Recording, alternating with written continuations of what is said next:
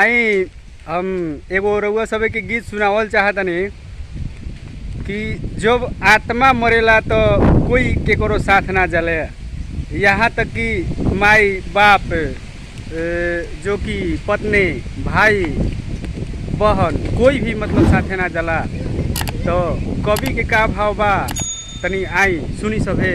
कवि का कहता भैया तनी ध्यान दी। ओ भंवरवा के तोहरा संग जाई, भंवरवा के तोहरा संग जाई, के तोहरा संग जाई, भंवरवा के तोहरा संग जाई, भंवरवा के तोहरा संग जाई।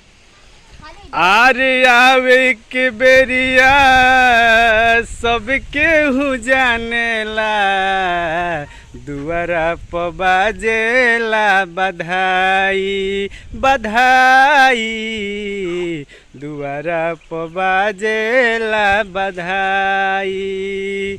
जाए के बेरिया केहू न जाने, जाए के बेरिया केहू न जाने, हंस अकेले उड़ जाई, भंवरवा के तोहरा संग जाई, भंवरवा के तोहरा संग जाई।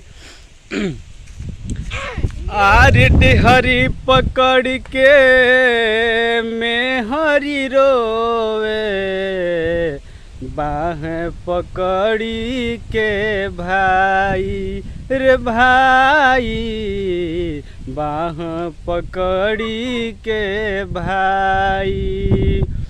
बीच अंगनवा माई रोवे, बीच अंगनवा माई रोवे, अब बबुआ के होता विदाई, भंवरवा के तोहरा संग जाई, भंवरवा के तोहरा संग जाई, भंवरवा के तोहरा संग जाई।